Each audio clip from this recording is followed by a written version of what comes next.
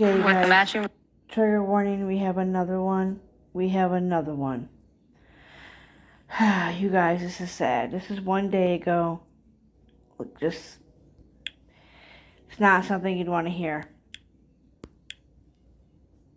Metal matching shoes. A little bit before Christmas. I was trying to protect my mom, maybe in hopes, oh, well, she'd just tell them where Evelyn was, but Let me go back.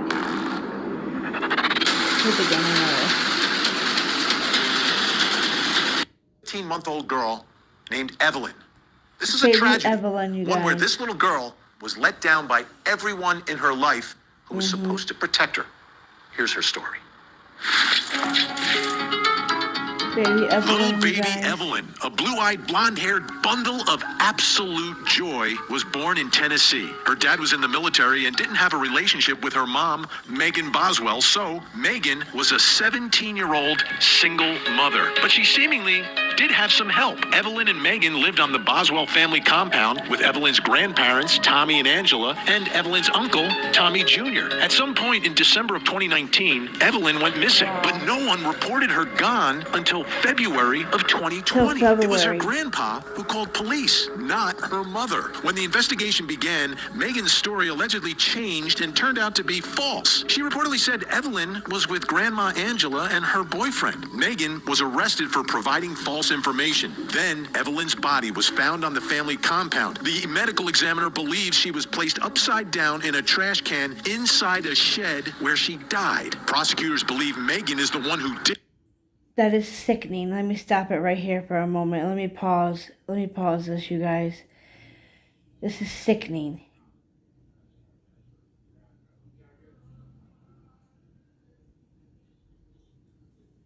May this bitch rot in hell. And have charged her with the murder of this little angel. Such a tough story, but it's a fact pattern that we've seen similar ones before. God. Megan Boswell has spoken, and she spoke to the local media because this case began as a missing child. It didn't start as a murder investigation, didn't start as a murder case. It was a missing child. So the missing child's teenage mother spoke to the media. Take a listen here to her being interviewed. This is published February 24th, 2020. we went to go out to eat, and then my mom came and got her. She was wearing a little hot pink tracksuit with the matching bow, metal matching shoes. A little bit before Christmas. I was trying to protect my mom, maybe in hopes, oh, well, she'd just tell them where Evelyn was, but obviously she's not going to. So there she is on that date saying, well, I gave her to mom before Christmas. This is now February, before Christmas. So she continues to talk about what happened and indicates that her mother, apparently, according to Megan, gave Evelyn, the little baby, to someone else, a third party. Here she is explaining that part of the story. I've told TBI where to find her in Mendota. My mom took her to a campground and a silver camper, and if they don't go tonight, I'm going to go find her myself. When did you know that something was wrong? Just when she left and took off, and just to answer her phone, or the person that is in Mendota has had her the whole time. But that's not where she was found. She was found on the family compound. So that's not true.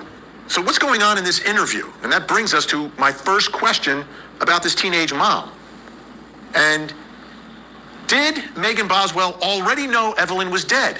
Right? She's telling this story about her mom, but at that point, did she already know that her little girl was no longer alive? Let me bring in my guest joining me. Jury consultant, human behavior expert Susan Constantine is with us.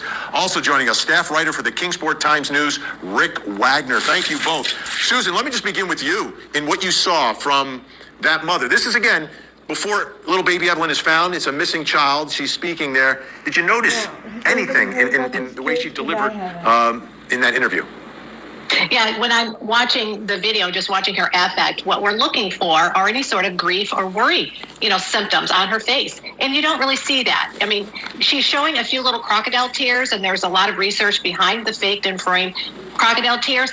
Here's what's interesting, is that this didn't match this. So there was no sadness here. You can see this little pinching up. Those are stressors.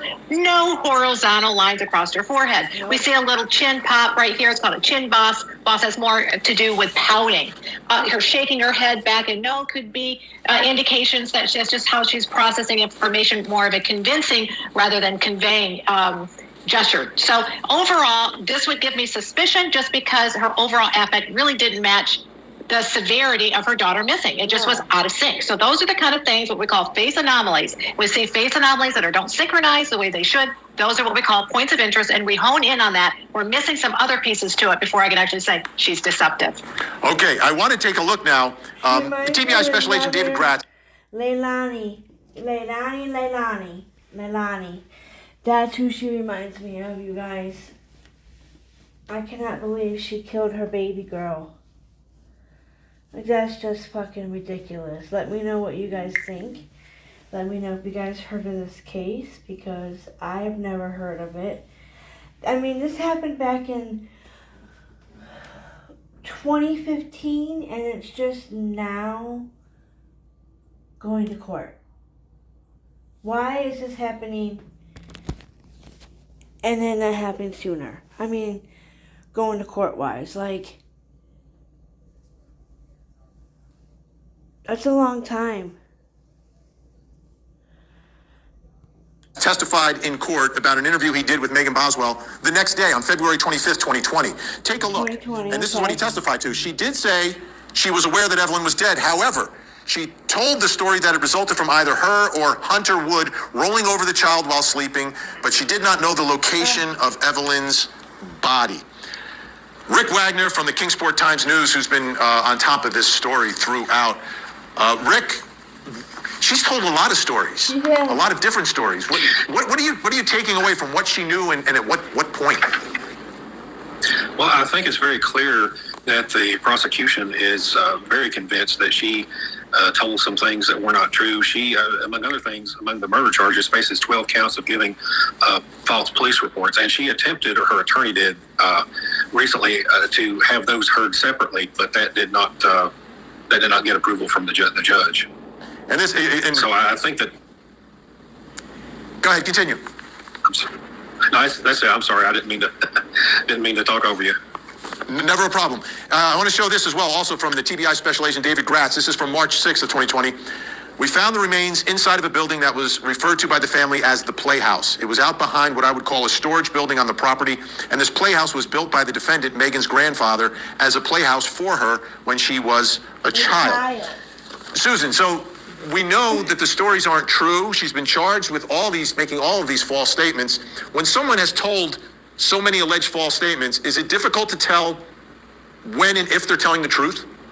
Oh, yes, there is, Vinny. This is what I love to do, because we can take all of those, these interviews that she's done, put it all together in all the statements, and then analyze them side by side. See if there's any sort of language deviations. If she's switching it up, maybe the timelines or the surrounding events have changed. Anytime there is a change, there's a change that happened. So when you have high cognitive load, meaning that you've got all these thoughts going through your head, trying to put the story together, you can't do it cohesively, it's vague or it's out of sequence, that's telling you these are major hot spots. So if it were my team, I would be analyzing this like I was giving an x-ray. It would be through statement analysis, voice stress analysis, and behavioral analysis, clustering them together, and I could probably tell you in just the language what occurred and when it occurred, because the language will tell the story behind what really happened, and just one little twist of a word can make a big difference.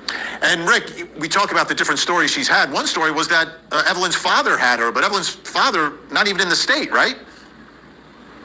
Yeah, he was in the military, and I believe he was in one of the Carolinas when, at the time, she alleged that he had had physical custody of Evelyn. So that turned out to not be possible. They got him on the record pretty quickly about that. And Susan, is there any difference in evaluating someone who is this young? You know, when she had the baby, she was just 17 years old, and she appears to me as being younger than her age in the way she speaks and the way she acts. Is that something you take in trying to figure out? Into consideration? Right. Well, yes and no, because there's the psychological development of the person. So sometimes the language might change and be more infantile. We'd be able to tell maybe their age range more mentally. But no, you can take their statement and still run it through statement analysis. I had a case just the other day. It was a 9-year-old alleging that he was molested by his stepfather. So we had to use voice stress analysis to determine whether that child was truthful. So yes, you can use it because it will pick up those little micro vocal tremors.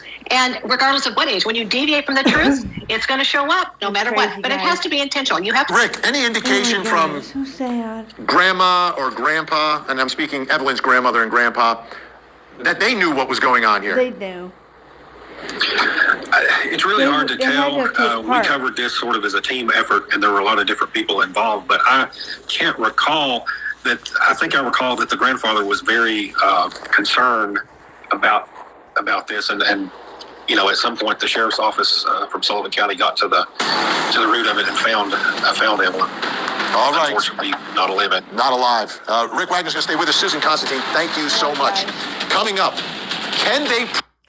I just wanted to get that out there. At least get part of it out to you guys so you guys know a little bit about this. If you guys want to know more, I'll try to keep you posted. There's just so many of them. Okay, Truth Seeker is out. You guys have a good evening.